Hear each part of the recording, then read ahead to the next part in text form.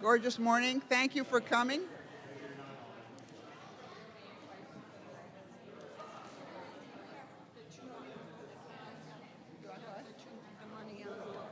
Yeah, I do. Can I have them?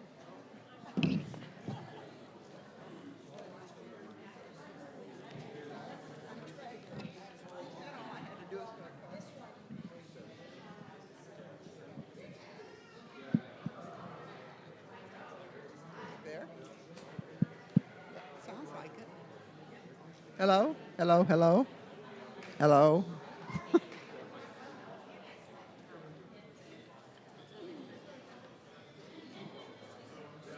Shall we try again? Is this working? Can you hear me? Now can you hear me? Now?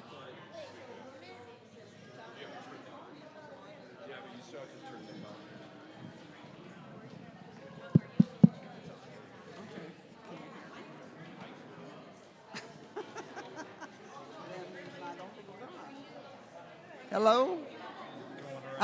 Can you hear me? Is this working? I don't think so. Huh? Oh. Seems like you almost have to swallow this one to get it to work. Good morning, everybody. My name's Diane Slias, and I'm the president of our Zion LWML, and I want to welcome all of you. It's so good to see your faces on this beautiful, beautiful morning the Lord has sent us. I hope on your way in you notice we've got some of our quilters displaying some of their wares out there in the lobby. Every year our quilters make about, and it's a small group, but it's very productive. They make about 200 quilts that are sent around the world and to disaster areas here in the States. So just wanted you to see a little bit of what that part of our LWML has been working on. Our theme today is Proclaiming Christ. As Lutheran women in mission, we joyfully proclaim Christ, support missions, and equip women to honor God by serving others. Today, we'll hear about a mission close to home. Our guest speakers are members of St. Slias Lutheran Church, an LCMS mission plant of Iowa District East that took root in North Liberty, Iowa in 2013. Now here to bring us up to date on the challenges, progress, and blessings of nurturing and growing St. Slias are our guests for this LWML Mission Sunday, Cheryl and Pat Dermody. Welcome. So thank you. As she said, my name is Pat Dermody. I'm the chairman of St. Slias Lutheran Church in North Liberty. St. Slias is one of 7 of District East mission projects.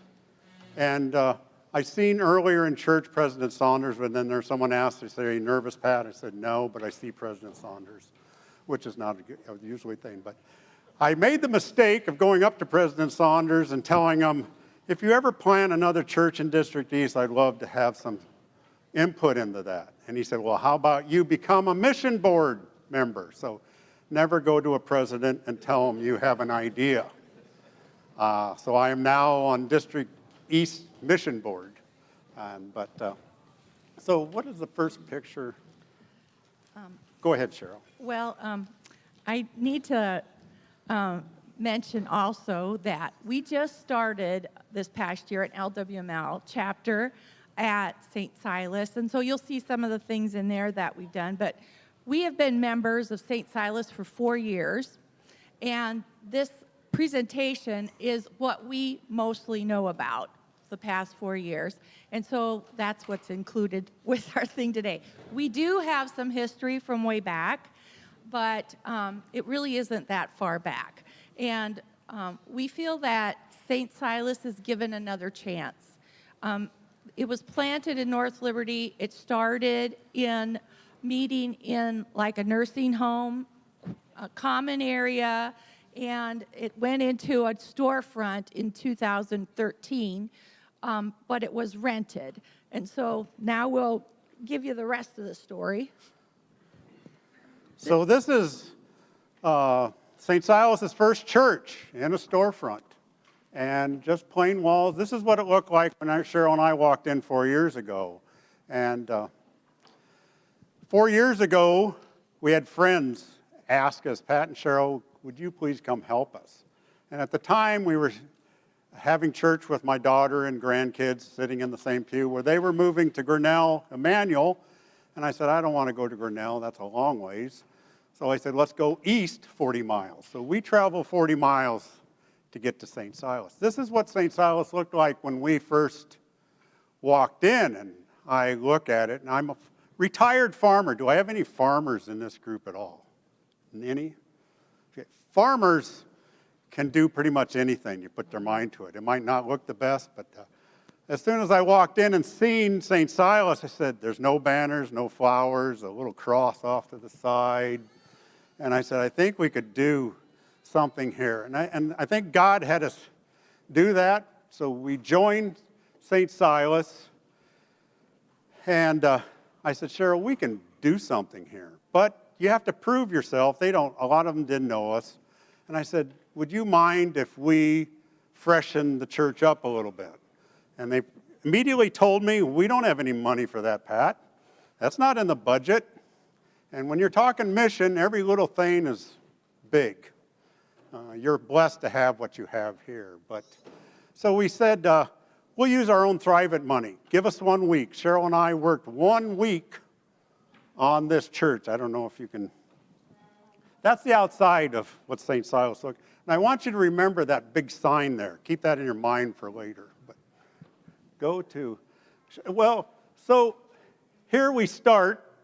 This is me sitting in front saying, this is a farmer. This looks like a farmer. That's me. Say, how am I going to make this look like a church? And so I was trying to decide, how am I going to fill that gap in? Because that was ugly to look into the back.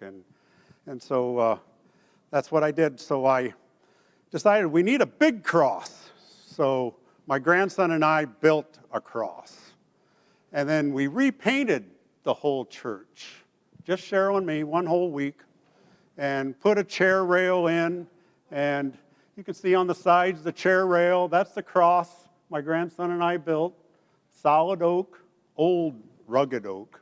The purpose that had to be from God had us to show the church, hey, these people can do something and not ask for money. And remember that thought.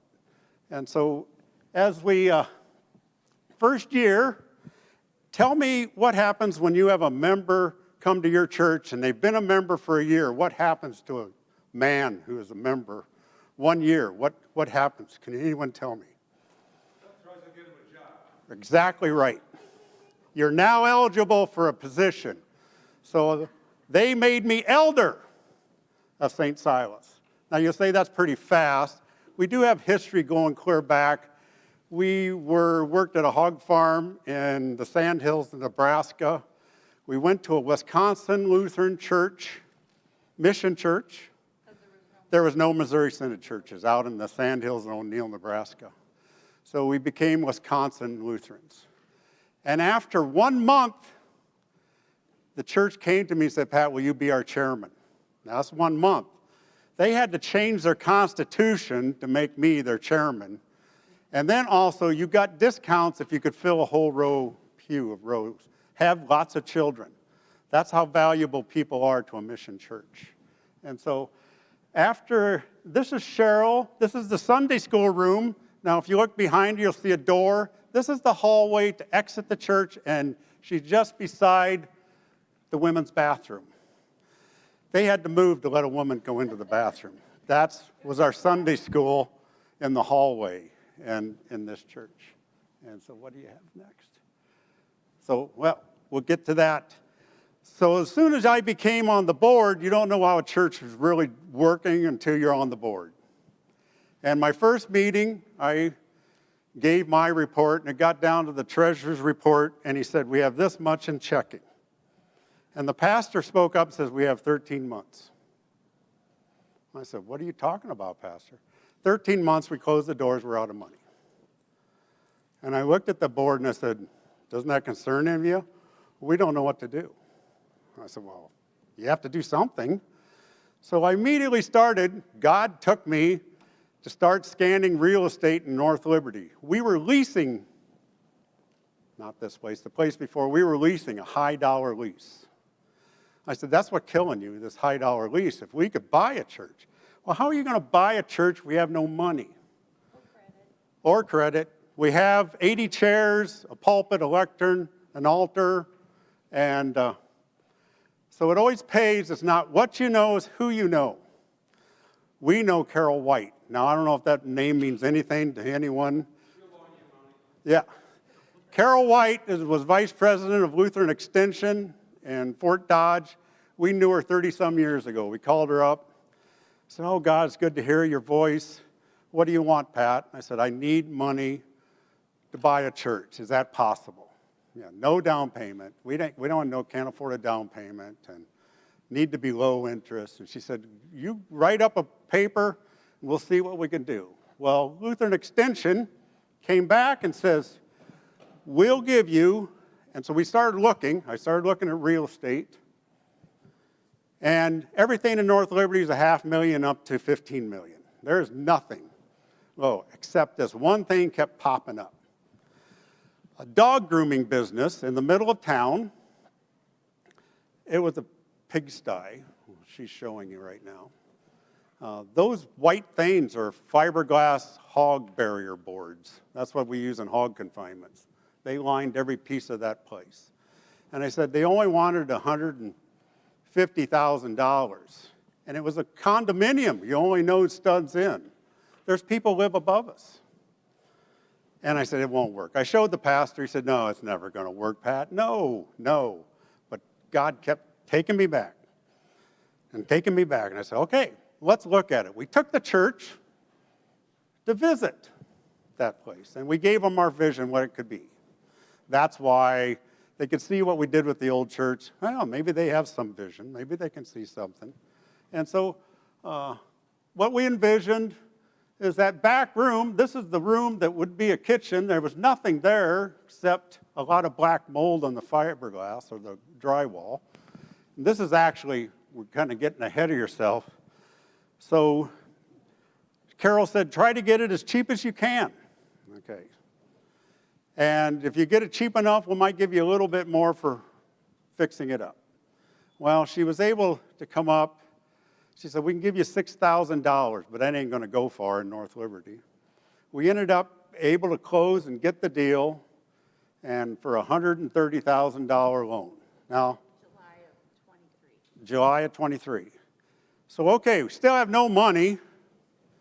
I said, well, who's going to do this? I said, we are. We are going to do this. We as the church. We had at that time maybe 25 members in that range. That's it. So we can do this. And I said, we need to get it done within the period of the lease we have to get out of. And the pastor said, Pat, if you could get them out of in 2 months instead of 3 months. So Cheryl and I became the general contractors of St. Silas Construction. And we went in there, and it was a disaster. A lot of black mold, cement floor.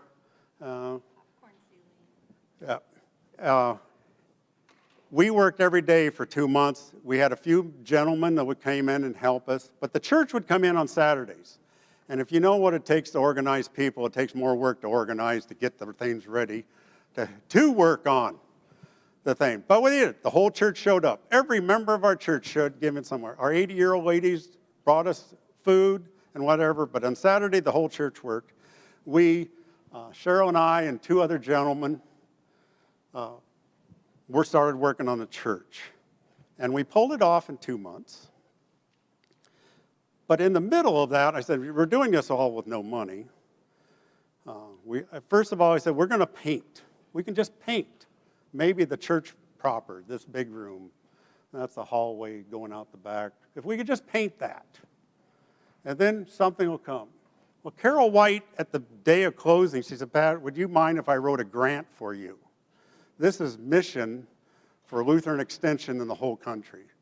She said, you might get $1,000. I said, go for it, Carol. Do what you can. About in the middle, 2 weeks in, Carol said, can you get a few people together? And I said, I'm going to come down and present you something. I said, wow, we got $1,000. So we got to church there. She gave us a check for $10,000. It was the highest in the whole country. And so I said, we now can do something. So the days were interesting because we kind of knew what to do. We have done a lot of DIY things, and we were 4-H leaders. We taught lots of children how to refinish woodwork and paint and all that stuff. And most of these people had never done anything of that. But you know what? They got down and dirty. And Cheryl, one requirement we asked that no one had experience in nothing.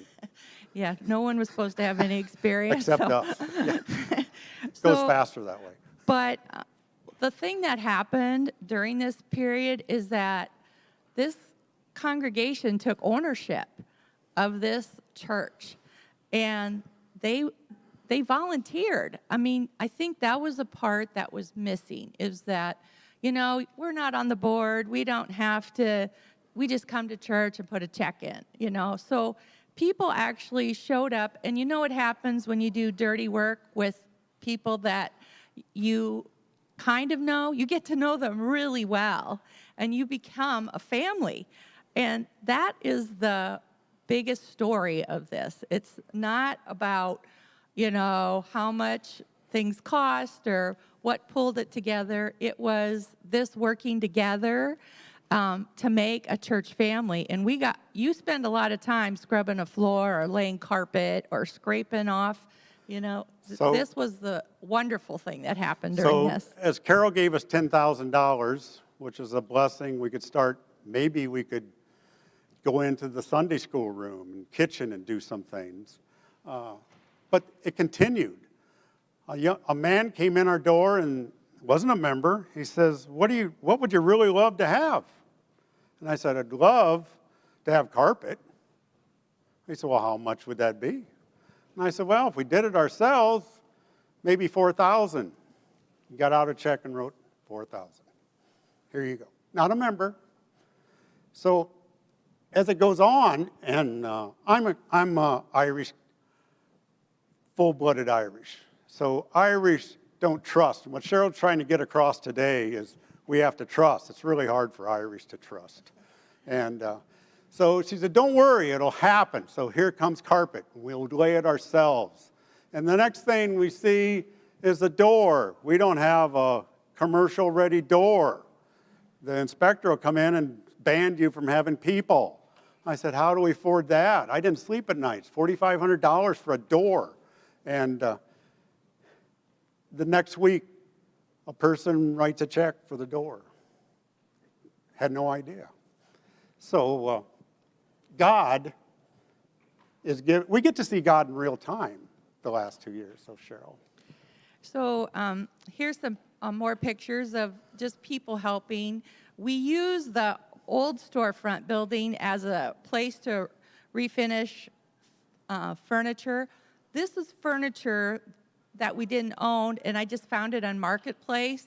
And the cool thing is that they found out, the people selling found out it was going to a church, and they gave us these pieces of furniture. We didn't have any office. This new building didn't have a kitchen or any of those things. And we did own a set of cabinets in the old building that was pretty much inside the sanctuary. That's how it was laid out. Can you go back to that? Well, right here. So this kitchen set and counter and sink, now that was just a utility sink we set up as we worked on the place. But the kitchen set from the old church fit in that area, and I had a finger to spare. The counter, where there is a drain in the floor, the sink in the old church's counter fits perfect down into the drain in the floor. That doesn't happen. So we just got to see all those little things that, you know, maybe you don't notice I mean, I don't know if I ever noticed it in other churches I belong to, those little things that God did to make it easier for us or give us a pathway, because these were problems. We had to move in here. We had to figure something out, and instead of us figuring it out, God already had it figured out, and we were learning that we had to be the ones that trust him. He was in charge of this the whole time. It wasn't us. And we sit back and laugh about that now. We thought we had to figure this all out. We went to church in Cedar Falls one Sunday where my son and daughter, and who were here today. The sermon was on a hymn that he said it's a modern hymn, but it was based on Galatians 2:20. And just 2:20 says, "Yet not I, but through Christ in me." So that was our motto. Yet not what we're doing, God is doing within us. And so, We had to get a sign. That was part of the thing. This is a storefront. The lower level has a Montessori daycare. It has a nonprofit educational on the other side. And above us are apartments, so we had to get a sign. This was a big expense, but once again, someone stepped up that we had no idea about, and they paid for this sign. And so we are trying to make the outside of the building doesn't look like a regular church. It doesn't. But we moved in. We spent a lot of time planning and organizing the whole move, because to move a church, we took everything out of the church for the last Sunday except the basic necessities: chairs, pulpit, altar, and had communion. And so we were all ready to go in. This is the last day of church at the storefront on Jordan Street. You can see the moving little trailer backed up there. And as soon as church was over, it took us 20 minutes to get everything over, because we had it was organized and all packed up. We were really happy about that whole transition. But carrying out the cross, I mean, this is where these people were confirmed and baptized, and even though it's tiny, it was God's house. And now we were given the job to make this new place God's house. And I want to tell you that it is God's house. This is our new place that we're at. We've been there since October of 23, so we're going to have 2 years. So the Sunday school is to the left. You'll see a few chairs in there. When we have a big group knowing coming, we can take down the Sunday school and set up chairs. And so I can set up 72 chairs in this little place, but 50 in the main parts. But that's Cheryl's Sunday school to the left, and behind that is the kitchen office. This is where the kitchen from the old church fit in there, and it's all hooked up. We've since updated it a little bit more, because when we want to eat, we didn't have a fridge or oven or any of that stuff. And so, we decided we wanted to have, like what you're doing, have fellowship time afterwards. And it's worked because people don't leave after church. You know how you find your family and you want to talk to them? We have a hard time getting everybody out of church if we're in a hurry, because we stay and visit. But this has been a blessing to us. So the desk there came from Hiawatha, and that was a gentleman, had it on Marketplace. We said, "How much you want for it?" And he says, "Well, what's this for?" I said, "This is for a church." He said, "What's the name of the church? What's the address?" He's making sure that I wasn't trying to scam him. Name the church. What's the address of the church? And he says, "You can have it." And it's a beautiful oak desk, and we finished that too. This was the day we christened the church and moved in. A few of those are my own grandchildren. It's kind of cheating. They're not members of St. Silas, but that was the day. So once we get in, we finally are going through the whole process of redoing the church. We didn't touch our checking account one bit. It was all money given to us to remake it. And like she showed you the refrigerator, we were in Frankenmuth, Michigan, and President Saunders said, Pat, tell your story wherever you go. We're in Frankenmuth, telling my story like I am today. He said, what do you need next? I said, it'd be nice to have a refrigerator. You got it. When you get home, come over to the store and you can have it. Pretty new refrigerator. He also said, do you need a microwave? He said, I got a brand new microwave that someone sent back. They don't know how to run it. So you can have that too. So that was all given to us. Yeah, those little things, those are things, but this is just an example of when someone walks in the door, we all know that there's somebody that is new or different or visiting or a guest. It's a big deal. It's a super big deal at St. Silas because these are God's precious souls that he has sent to us this day. And we're telling you about the nuts and bolts of putting a church together, but this is the blessing that we appreciate the most. And this is our mantra that we share with the people of our congregation. And they were a quiet, little, laid-back church, and they've all come out of their shell. If somebody comes into church, people line up to make sure they get to talk to them before they leave. And we want everyone to know that they are welcome in God's house. And that is one of our most important missions that we're doing right now. Shortly after we moved in, we knew our pastor, Pastor Terry Small. He was our half-time pastor, and he had been there about 3-4 years at this time. We knew he was seriously ill. He was a fighter pilot during Vietnam War before he became a pastor, and he was exposed to Agent Orange.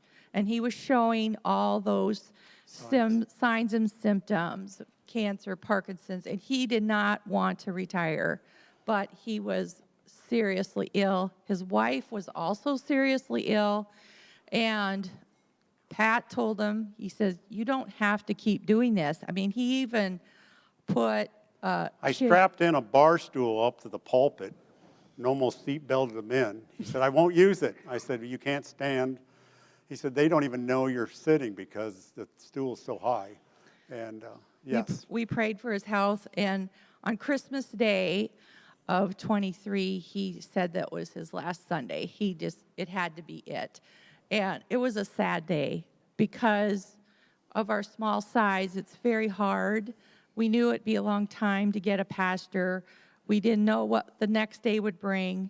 And the next Sunday was New Year's Day Sunday, and here's President Saunders. He came to the rescue and got that church service done for us. But in that week, between Christmas and New Year's, it wasn't even 48 hours, Pastor Chris Kincaid from Dubuque says, I'll do it.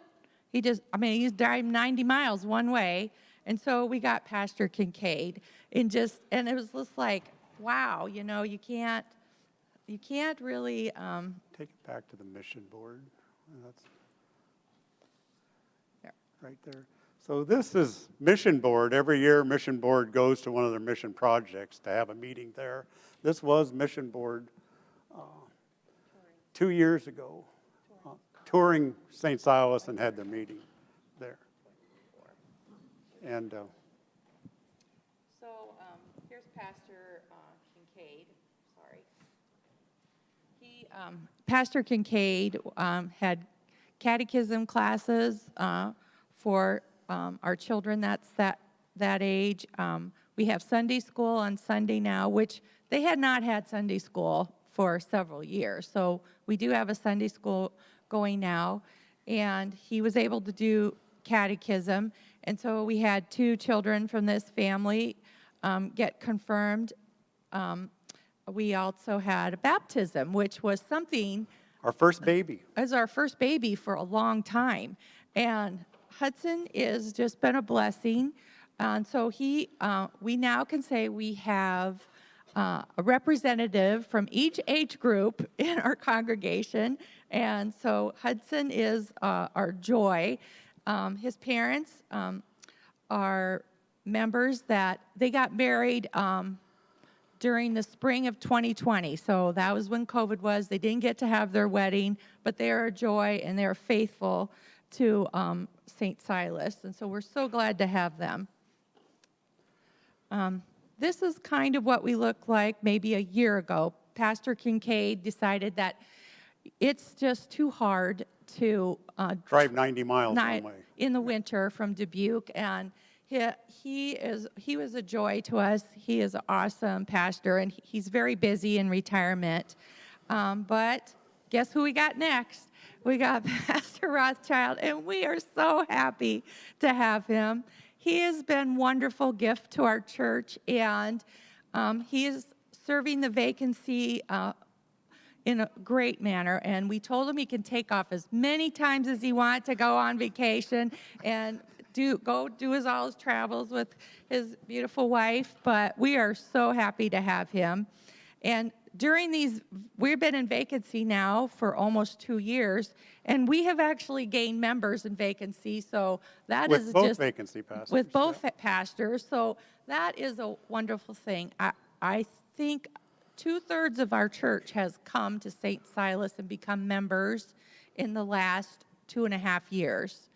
And we have actually 7 people who come regularly. We are number 1 in District East for people in church according to membership. Now, it's skewed. We have 34 members. We're having roughly 30 people come to church on a Sunday. So, yes, I know it's skewed.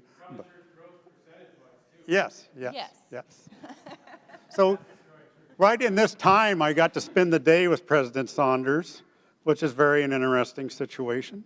And as he said, I want you to tell your story everywhere. So he says he had us talk to the pastor convention a year ago, October. And it is a really tough crowd to work. Their humor is hard to get in sometimes.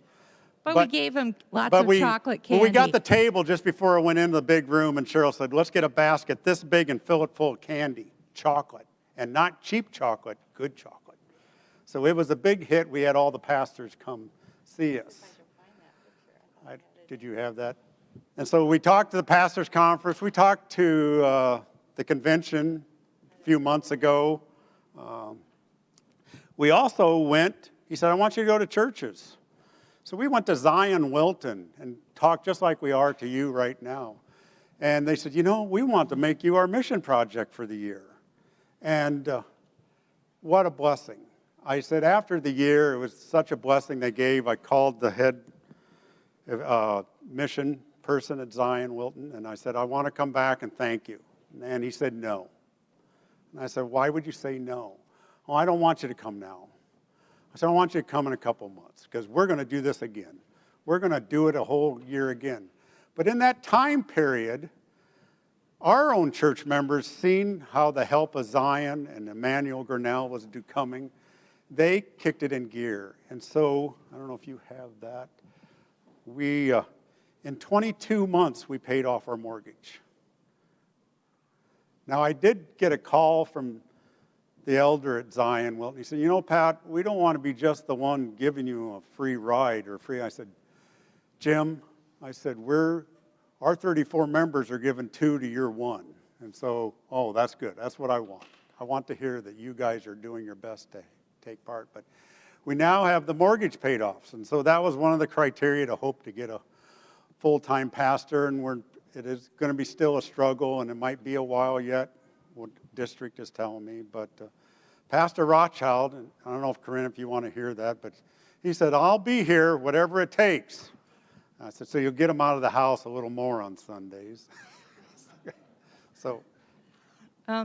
This is our LWML group. I mean, we only have 14 women in our church, and I have one lady who is in assisted living and one lady who had to work. But we just started our LWML so that we could meet for additional Bible study. I'm the Sunday school teacher, so I don't get to go to Pastor Rothschild's Bible study on Sunday morning. So it was kind of selfish of me to start a Bible study. I don't know if he says that's silly, Cheryl. It's really hard to get him off track, isn't it, Corinne? But some of the projects that we've done this year, we did the glasses cases for Belize. So these ladies sewed 350 glass cases, and we've collected sunglasses and stuff. This was a good project for us. It gives us a idea of what's going on in the district. And we adopted a family for Christmas for the first time. You know, we feel that we have people giving us, donating money to us all the time for things that we need, but we felt like we needed to share what we have. And so this was an extra thing. We picked a family that was a very young couple who had a baby, and that they were teenagers in North Liberty, and they chose to keep their baby. And so we wanted to make sure that that was a family that we supported, and we will look for them again this year. And it was a wonderful project for our congregation to be part of. So tell them the blessing we got with the high chair. Oh, I have that picture somewhere. Let's see. Here's we're not quite following our order here. Yeah. Sorry. Imagine that. Yeah, so this is Hudson, and we had talk about the little things that we see God do. So Hudson was getting old enough to sit in a high chair during potluck. You know, we have potlucks once in a while now. And I realized, I said, well, on the way to church, we don't have a chair for him. You know, most churches have a whole, herd of high chairs somewhere in the corner. We didn't have one for Hudson. And so before we ate, I put a coffee cup at the end of the buffet line, and I says, you know what, this is going to go for Hudson's high chair. And after it was all over, I had already looked up, one of those nice wooden chairs was like $79.99 on Amazon. And I got to the end of the day, I was cleaning up, and in the cup, I said, I'm going to count how much is in there, Well, it was exactly $85. I didn't remember the tax. And so and it was just bills scattered in there. So he provided the high chair and the money to pay the tax. So I was able to get, he said that just doesn't come out that way by itself. It just was really cool to have that happen. One of the other things we do, we take care of our property. This is our cleaning day. I put a big list up on the board of everything to do. Everybody stays after church, and in 25 minutes, we have the whole church spring cleaned. We have the record for that in District Yeah. East, too. We can do it quick. They're very good about that. There's some more Sunday school kids. We added some cabinetry and stuff this year. This is what our kitchen kind of looks like. It gets crowded in there on Sunday morning because this is where the pastor changes his clothes. This is where the people count their money. This is where we clean the communion ware, and this is where we put away the flowers, and this is where we get the snacks from. And so we move all that kind of out to some of that out to there, but we can see that it won't take very many more people. We will be growing out of this I am place. already looking for another place. So this was Palm Sunday. Pastor Rothschild, we met outside in the big parking lot that we share with all these other people and businesses, and we had a beautiful service that day. This is what the church looks inside and out for Easter. And people are really good. We started having flowers in church, And banners. Banners and things like that. We want people to feel at home when they come to our church. We are a humble church. We know that. And we are actually embrace that humility because people will come in and they go, well, this is like coming to somebody's house. But it's God's house, and God is here. This is where his gifts are. And this is our board of directors. And so we have a functioning board now. And that is one of the goals that we have set. We want to make sure that when we do get a pastor, that we have a functioning board, a functioning church with everything that a pastor needs to do his job so that he's not waiting on tables, that we know what we're supposed to do, and we have identified all the jobs that need to be done. And people are volunteering. It's not just, 3 or 4 members trying to take care of it, because that's what it was like when we first came. It was hard. And now people volunteer for everything. And we're so grateful for that. We love to see that. Daniel Sanchez from the district office, he comes in periodically and helps us, checks on what we need. Right now we completed our strategic planning. We're going to work on an outreach plan in the near future, and that includes 2 things at the top of our list is getting a pastor and being able to pay for him, but also we're going to grow out of this building. And each of those things depend on each other, so it's kind of a revolving door. And if you ask us how we're going to do it, we don't know, but God is going to show us the next step. And we are confident of that. We trust that he will do that, because property in North Liberty for a piece of ground, just a bare piece of ground, for less than an acre is around 1.1 million is the average. If it has a building on it, there is one for sale right now down the road. It was 2.4 with a building on it. That isn't in our budget or what our 20 households could afford. And so we did tour the place. Yeah. But it was the old North Liberty City Hall and had 3 distinct buildings, 15,000 square foot. We always remember we have 34 members. But we looked at it, so it was good to look. A month and a half later, that guy calls my realtor and says, those church people, were they still interested, or would they be interested? And we're now the church people of North Liberty. And we put out there, said, well, if you're willing to give $1.5 million donation, and he didn't say no. You can only ask, and I said, yeah, if you want to get out of it. And so, that's a little bit bigger than for 34 people, but I'd love a building just this size right here. As far as Tiffin and North Liberty, Tiffin is the fastest growing city in Iowa right now, and North Liberty is number 2. I mean, houses, apartments, and business are sprouting up every time we go to church. There's something new that got done. The demographic of research shows that 80% of those communities are unchurched. We do know that there are Missouri Synod Lutherans that are unchurched there. And those are the people that we would love to get word to. Going to a mission church is kind of scary for some people. They might need money. Yeah. They don't have very many people. They don't have this. They don't have this programming. And so that is something that is a block to some people who are searching for a church. But there's also the people who have the Spirit in them that say, I want to share what I know about Jesus with other people. And this is a way to do it. And so we are so grateful for those people that walk in the door and can envision what that looks like for their lives. This is a mortgage burning day. Yeah. I get to a picture that Pastor Rothschild was enjoying it. Yeah, so here are the Is he a pyro at home, Corinne?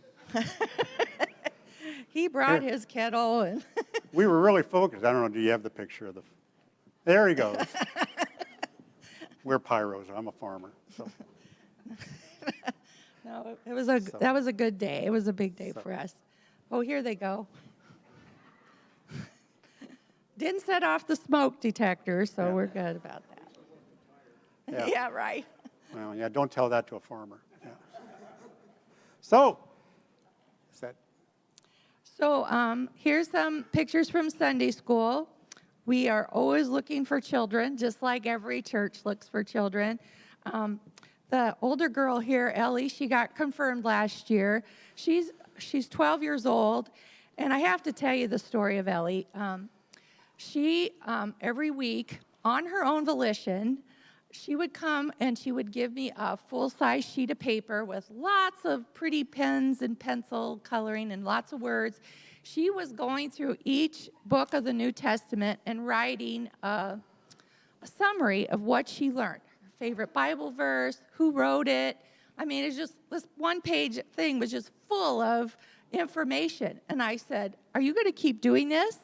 And she goes, yeah, I think I'm going to do it. Well, she finally got done about a month or 2 months ago. In our LWML, one of the projects we said to her a year ago, if you ever finish your book, we will publish it for her. And so about 3 weeks ago, we published her book, and we were so glad to present her with her first run of copies of her book. Her dad is a teacher. Her grandma is a Lutheran school teacher, retired. Her great-grandma is in her 90s, is a retired Lutheran school teacher. I said, Ellie, if there's no one else going to tell you this, you are meant to be a Lutheran school teacher. And so she's awesome. She started helping me with Sunday school. We have a grandchild of one of our members who comes once in a while, and she is totally enjoying that. But she is a bright spot for me, and I just like to emphasize how much these little things mean to our congregation. And our ladies were just thrilled to be able to publish this and pay for that book printing. Here's your, Oh, Pastor Rothschild, I asked him, whatever you need, Pastor, what would you love to have? He said, this church needs a processional cross.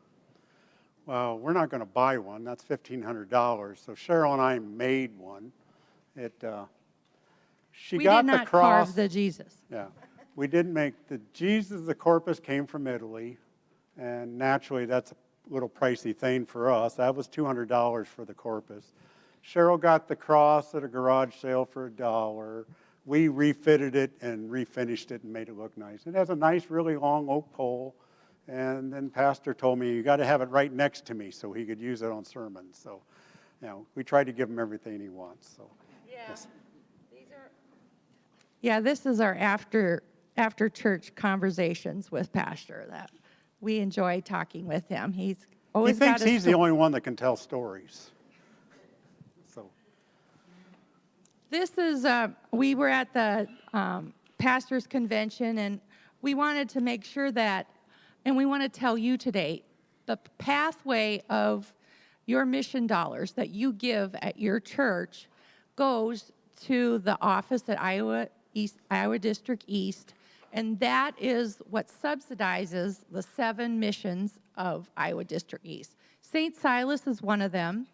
There's another congregation in Charles City called New Hope, and they are just a couple years older than we are.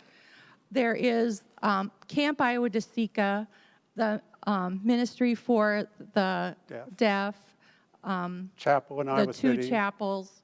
One in Cedar Falls. But most people don't realize the mission that goes to this church's mission opportunities really goes back within the District East. And for the first time, just a few weeks ago, we get applications for what every church. We get a subsidy from District East. It's probably one of the lowest subsidies from District East. And all these churches give us subsidies. And we can say, this is the first time that the request was close to 60 to 70,000 above what it was the year before. In total, that's just the above and beyond. Last year, admissions at District East was down 60,000. They found a way to make that up. They put a disclaimer to our letter, said, if the money runs out, we're going to give you a little notice, but we'll have to stop. Well, it came for the whole year. But this year, this is the first year on Mission Board we've had to actually start cutting what people asked for. And but people, we talked to, as Cheryl and LWML don't realize, well, yeah, I write that check to Mission, I don't really know what it's going for. And so it is going right here in District East to 7 missions. So we're here to say thank you for those mission dollars, not just for us, for all the projects that are in Iowa East District. It is our lifeline. We would not be in existence if we didn't have that. We hope to reduce our subsidy request every year for the next, we did this year, we reduced it, and we will reduce it over the next 4 years because we really want to be self-sufficient. And that involves, a lot of things happening, but we feel that's what God has planned for us. And we're very confident that he's going to take care of us with those dollars. This is a picture, a later picture of the members. There's several Sundays a year that almost everybody is there in church. And so we just gather them up, and I said, I got to take another picture, because if you got to see some of my pictures in the book, I love to make sure that we document this growth. It's very important. This was Ellie's banner for her confirmation, and this is our Sunday school photo that I love to have kids visualize what it's like to be the lost lamb and Jesus coming after them. And then if you have any questions, we can take them, but I wanted to do a little advertising. I am one of the co-chairs for the next LWML convention in 2026 in June, and this is our logo. Our theme is Rooted in Christ, and we are very excited about what's going to happen at that convention. We have awesome speakers coming. The music is all picked out. We have a lot of things that are already in place, and we're moving forward.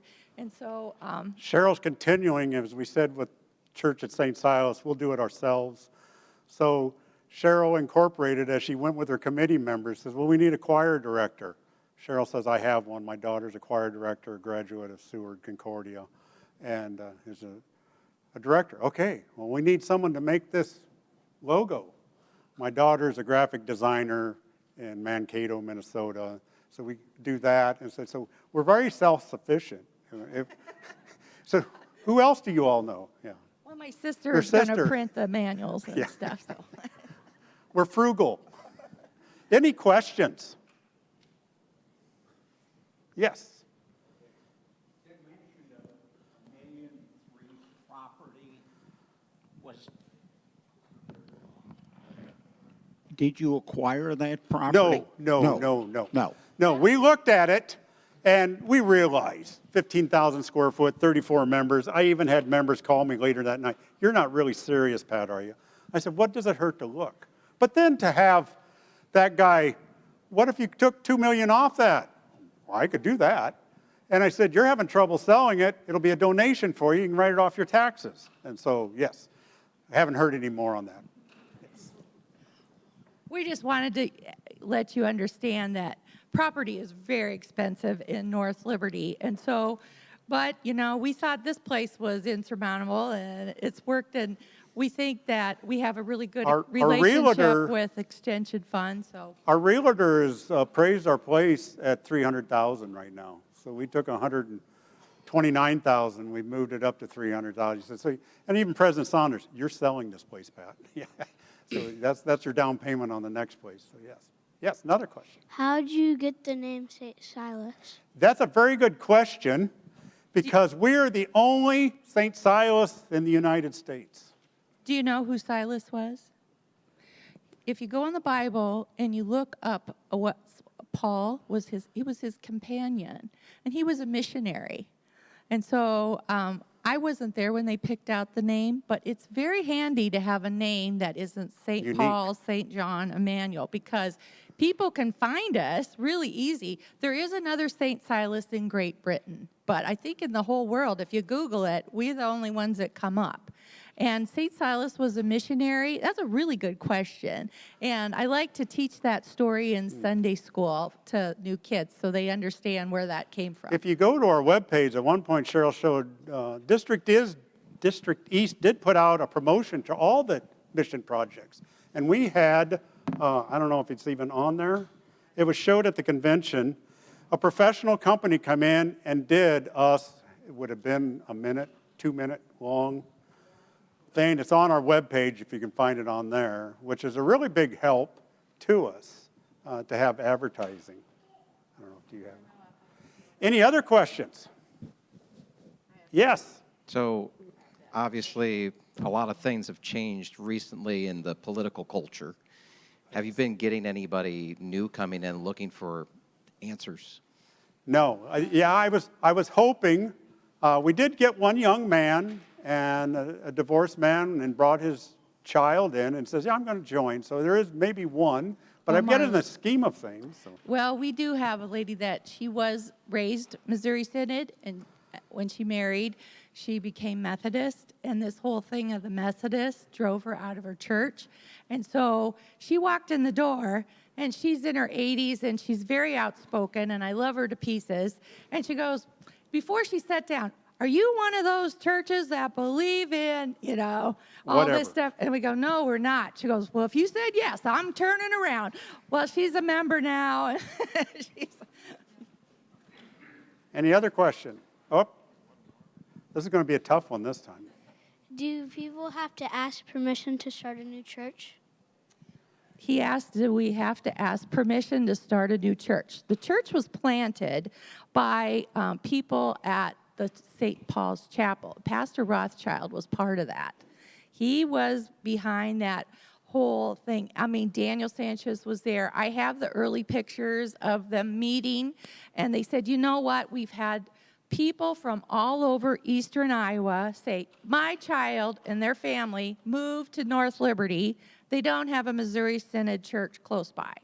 And so that was the pathway. And so really it was some people who were nearby in Iowa City who said, we should start a church there. And at that time, North Liberty was way smaller than it is now. It was a good place to plant a church, but it's a hard nut to crack. If you looked, the parking lot right next to us is the Babies, a Montessori nursery. If you're there at 7 to 8:30 in the morning, that place is just crowded with young families walking right by our door. I mean, one of the things that, if you looked, there's a rail in front of the first row of chairs. And I knew that was a bad thing because we have lots of chairs and they're kind of tight.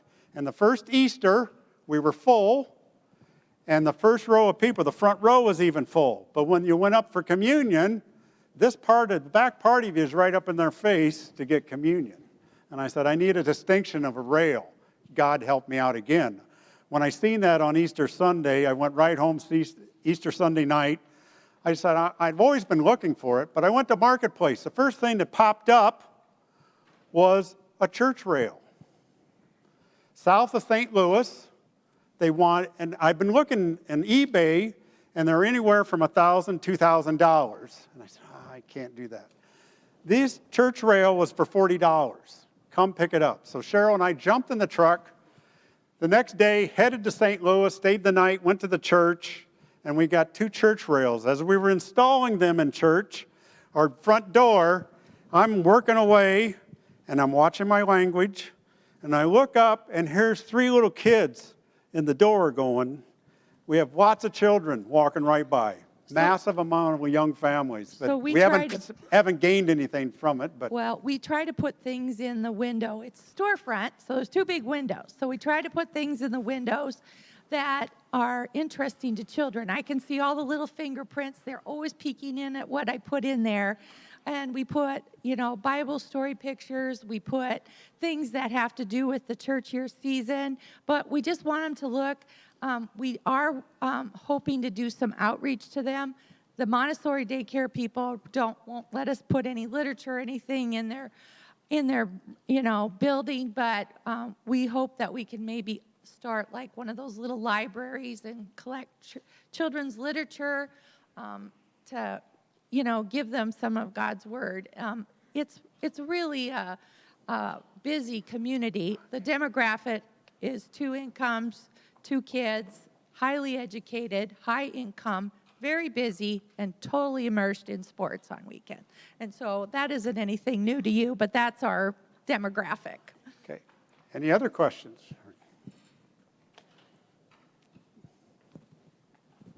Thank you for letting us be here today Yes. and for listening. We really enjoyed being here with you.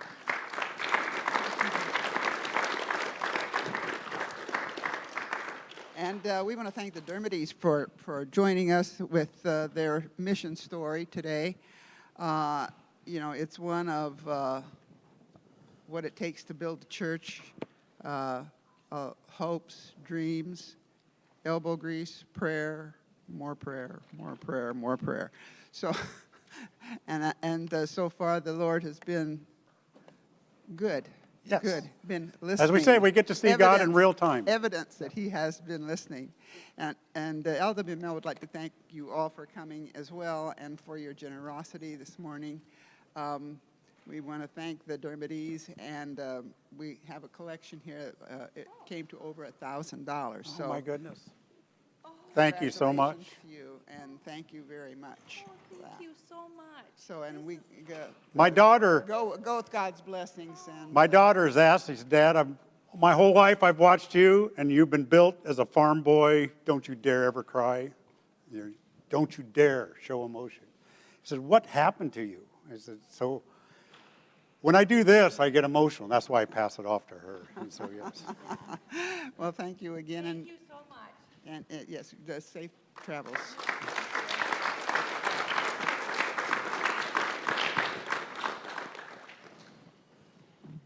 Can I take your picture quick? Yeah, let me get out of the way.